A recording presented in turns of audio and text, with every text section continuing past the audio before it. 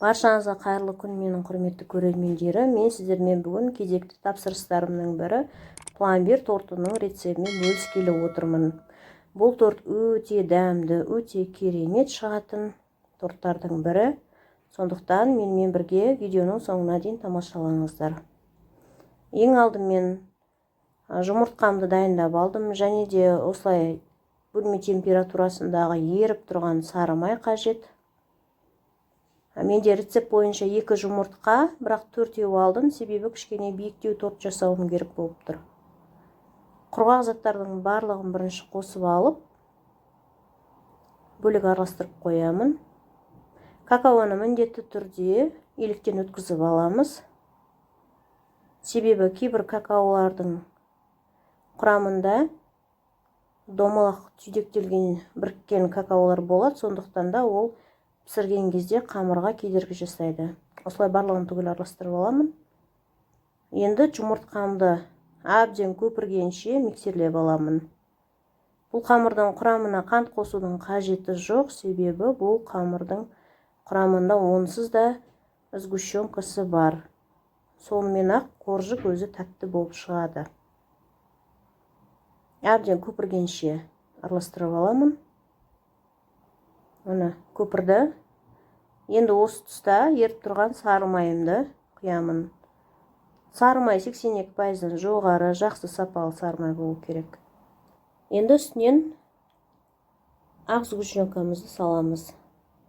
Менде буренка сгущенкасы. Қоржықтың әдемі болып көтерілуі үшін негізінде три желанияның сгущенкасы өте керемет болады. Әсіресе молочная девочка пісірген кезде үнемі сол три желанияның сгущенкасын қолдансаңыздар тіптен жақсы. Ал енді құрғақ ингредиенттерімді мен осылай шетінен біртіндеп сала отырып араластырамын. Себебі бірден салып жіберсем, қазір мына қамырдың көтеріліп тұрған пузыректер дейміз, оны бетінде көпіршіктері басылып қалады дағыны. Торттың қоржықтары онша көтерілмей піседі. Сол себептен бірден салып жібермеңіздер. Осындай қою кілегей сияқты әдемі қамыр шығады. Енді осыны қазір кішкене бөліктерге бөліп, шетінен пісіріп аламыз. Мен 20 диаметрлік формаға салып жатырмын.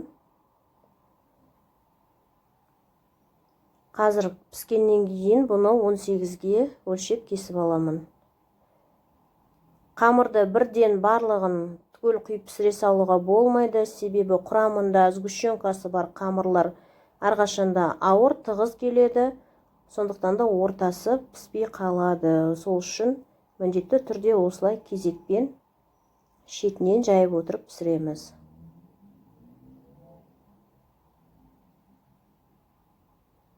Қоржықтарыңыз әдемі тегіс болу үшін міндетті түрде үстінен тегістеп шығуымыз керек. Спатула күрекшесімен осылай әдемілеп тегістеп шығамыз. Сонда қоржықтарыңыздың барлық жері теп-тегіс біркелкі болып шығады. Осылай жаймалап төсеп шығамыз барлығын. Енді пешке пісіріп аламын. Енді ортасындағы пломбир кремін жасайтын боламын. Менде осындай орташа отта бірінші сүтімді қойып аламын. Сүтім қатты ысып кетпей тұрғанда оған қантымды, крахмалымды және жұмыртқаның сарысы салып барлығын осылай араластырып аламын. Жұмыртқаның сарысы кадрға түспей қалыпты. Кешірім сұраймын. Алдын ала араластырып, сүтке осылай дайындап аламыз.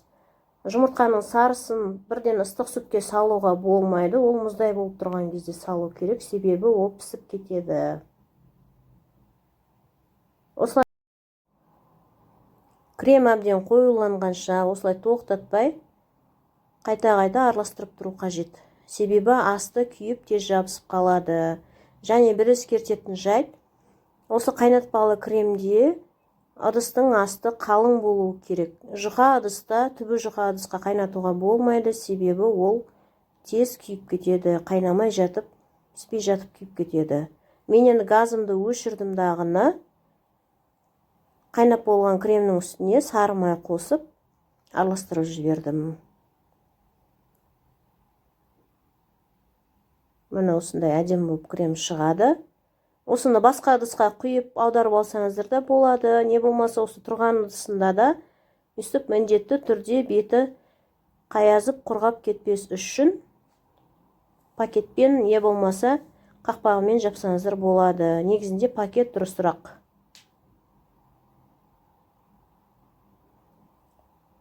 Енді тортымның кремін суығанша мен қойып қойдым. 1-2 сағат өтті. Сәл суығаннан кейін бұл кремді мен морозильникке салып қойдым. Әбден мұздай болғанша. Менде 5 коржик шықты. Міне. Коржигімнің қалған бөліктерін, шетін кесіп алған бөліктерімді осылай крошка жасап дайындап қойдым.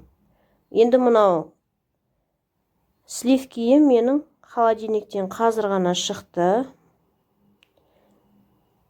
Мұздай болуы керек. Кремге негізінде кез келген жағдайда сливкиді крем жасайтын кезде мұздатқышта әбден ұстауымыз керек. Және айналдыратын венчиктің бас жағындағы темірді де міндетті түрде холодильникке салып қою керек. Оның барлығы кремнің дұрыс жасалуына әсер етеді. Міне кішкене сливким шамалы қоюлана бастады. Осы тұста мен енді шетінен қайнатпалы кремімді араластыра отырып крем жасаймын. Бұл кремнің дәмі кәдімгі пломбир мороженое сияқты өте керемет дәмді болып шығады. Алып жасап көріңіздер. Дәл осы креммен трайфл жасасаңыздар да болады. Дәл осы кремді молочная девочка тортына да қолдансаңыздар да болады. Медовый тортқа да қолдансаңыздар да болады. Наполеон тортына да салсаңыздар да болады. Өте керемет дәмді крем. Енді мен сіздерге мынау сливки жайлы кішкене айтып өтейін. Сливкиді мен не үшін бұлай аштым? Қараңыздар. Мынау басында осылай қорап төрт бұрышты болып, басы бұлай бірігіп тұрады. Екі шеті бұлайына жабысып тұру керек негізінде.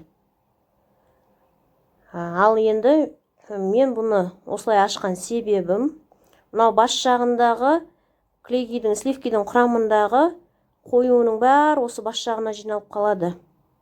Сол себептен міндетті түрде ашпас бұрын кішкене осылай кішкене төмен түсіріп алып, міндетті түрде шайқап содан кейін барып ашамыз сливкиіміздің қақпағын. Мынау бас жағындағы қоюының барлығы төмен түскен кезде біздің сливкиіміз дұрыс болып шығады кремге. Мен енді подложкамды кішкене крем жағып алып, тортымды жинай бастаймын. Қараңыздар, мынау құламас үшін міндетті түрде крем жағып қоямыз. Жылжып кетпейді сонда.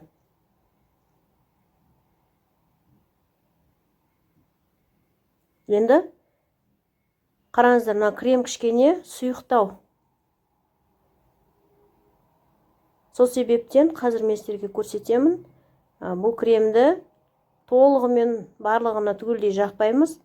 Осындай шетіне кішкене орын қалдыра отырып, міндетті түрде кішкене орын сақтай отырып жағып аласыздар. Қазір мен енді осы шетіне қандай крем жасау керектігін көрсетемін. Барлық рецепт описание бөлімінде болады. Сол жақтан қарап жасаңыздар. Мен қант ұнтағын, сливки және творожной сыр осы үшеуін алып, қазір мынау коржигімнің айналасына әрі тортымды көтеру мақсатында, әрі жаңағы тортымның формасы жақсы болу мақсатында міндетті түрде осындай қою крем дайындап аламын. Міне формасын өте жақсы ұстады. Плотный дейміз ғой, былайша айтқанда, орысша айтқанда плотный крем болып осындай болып шығуы керек.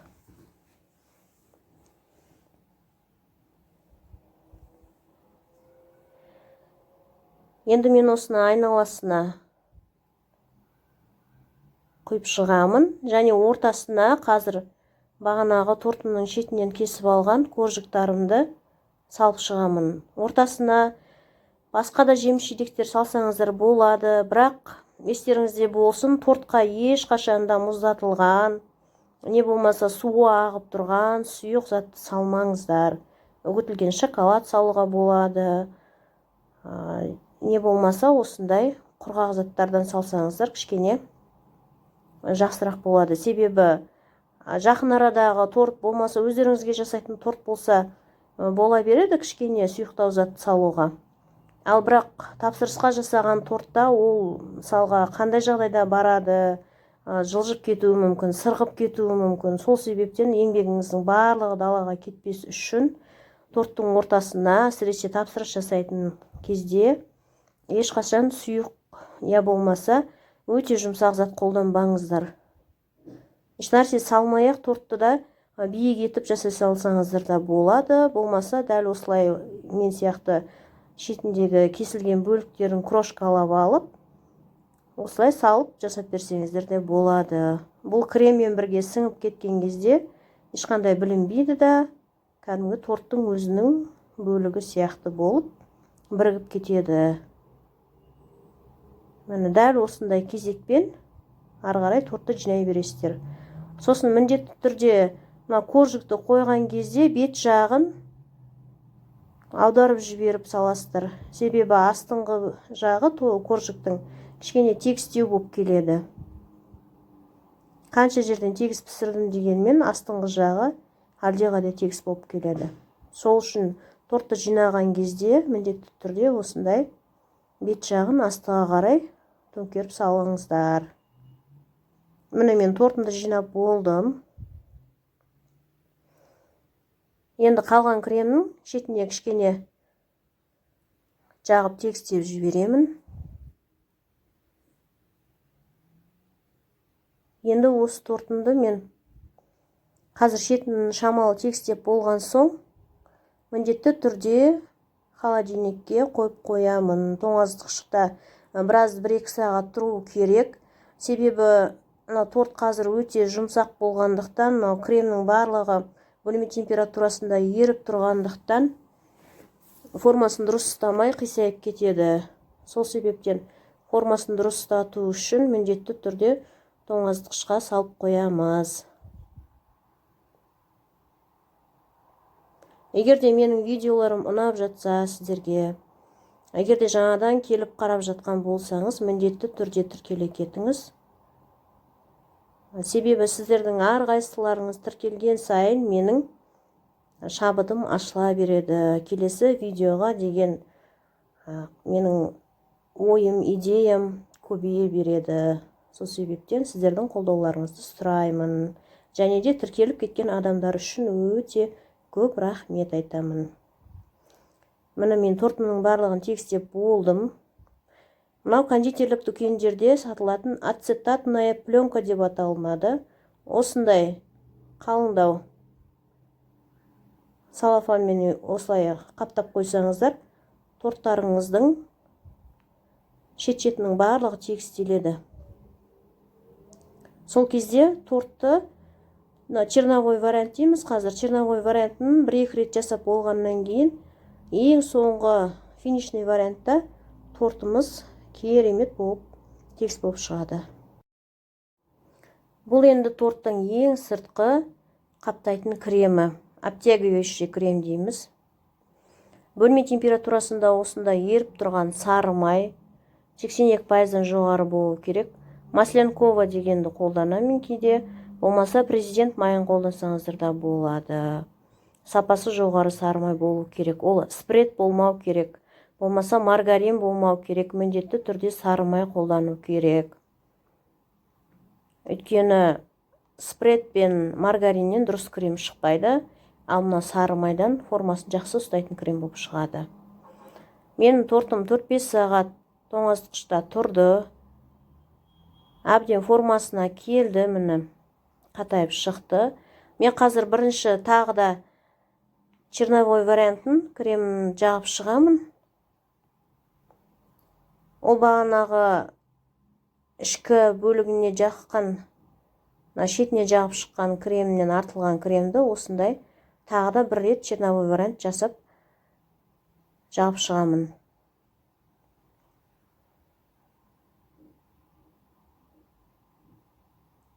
Міне осылай әбден спатуламен тегістеп, әдемілеп осылай бір тегістетіп шығамыз. Бұл жерде қатты тегістеп жіберудің қажеті жоқ, себебі бұл черновой вариант деп аталынады. Ал енді мынау тұсқа келген кезде міне мен енді жақсылап тегістей бастадым. Енді үстіңгі бөлігін тегістеп болды, мен сіздерге астыңғы бөлігін көрсетейін. Кішкене майлы кремме осындай көк түс қосып жібердім. Кремді жаққанға ыңғайлы болу үшін осылай кондитерлік қапшыққа салып алған дұрыс. Негізінде кондитерлікке жаңадан келіп жатқан қыз-келіншектер үшін айтатын кеңесім: басты құрал ол поворотный столик, осындай айналмалы столик, және кондитер қапшықтары. Насатканың ары кеткенде бір 3-4 түрін ғана қолдансаңыздар жетеді. Миксер міндетті түрде. Сосын силиконды форманың бір 3-4 түрін ғана алсаңыздар болады. Және шпатель ең басты құрал. Шпатель, осы темір шпатель өте тегіс етіп тегістейді тортты. Пластмасса шпательдің де қажеті болады. Пластмасса себебі кішкене май суға икемделеді. Кейбір 3D торттар жасаған кезде, кейбір бұрышты торттар жасаған кезде сол пластмасса шпатель арқылы тегістегенде дұрыс. Оны мен қараңыздар, осындай әдемі етіп тегістеп болып қалдым. Және кейбір жерлерде крем жетпей қалған, дұрыс тимей қалған жерлері болады. Сол жерлерді тегістеп болған соң міндетті түрде қарап, жетпей қалған жеріне сәл крем жағып жүрсеңіздер болады. Қараңыздар, мына жерде менде кішкене крем жетпей қалды. Осы жерде енді тегістеп жіберемін.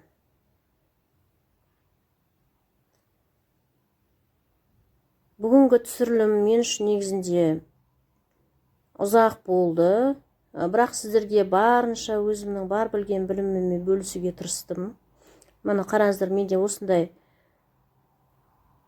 пластмасса шпателім бар. Бұл әдемі узор салу үшін қажет. Мынандай әдемі етіп осындай торттың шетін сызық салып шықсақ, өзінше бір әдемі болып көрінеді бұл да.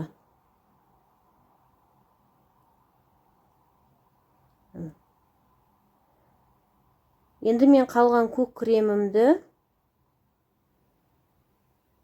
тортымның шет-шетінің барлығын сәндеп шығамын. Бұл өз еріктеріңізде. Осындай әдемі өрнек салып шықтым. Тортты бағанағы күйіне қалдырсаңыздар да болады, болмаса осындай шетін сәндеп шықсаңыздар да болады, ол өз еріктеріңізде. Ал енді мен қазір өте жұмсақ воздушный ристі осындай моншақтарымды себелеп шығамын. Бұның конфет түрі де болады, ол өте қатты болып келеді. Ал мынау жұмсақ. Мынау арнайы сахарный бумага, принтерден шыққан жазу. Жеуге болады бұндай қағаздарды. Егерде қолдарыңыз су болса, осы сахарный бумагаға сәл су тиіп кетсе, жазу ағып кетеді. Сол үшін құрғақ қолмен жабыстыру керек. Және де жазудың астына міндетті түрде мастика жабыстырып алу керек. Мастикамен мынау жазудың ортасын, қағаздың ортасын кішкене сулай отырып, не болмаса гель жабыстыра отырып жақсаңыздар болады. Нейтральный гель деген болады. Және де мынандай фигураларды алдын ала дайындап, 1-2 күн бұрын қатырып қою керек. Себебі дәл сол күні жабыстыратын болсаңыздар, дәл сол күні жұмсақ мастикаға жасайтын болсаңыздар, кремдеріңізді мастика бетінде ағып құртатын болады. Мына нәтижесінде осындай керемет торт болып шықты. Жасап көріңіздер.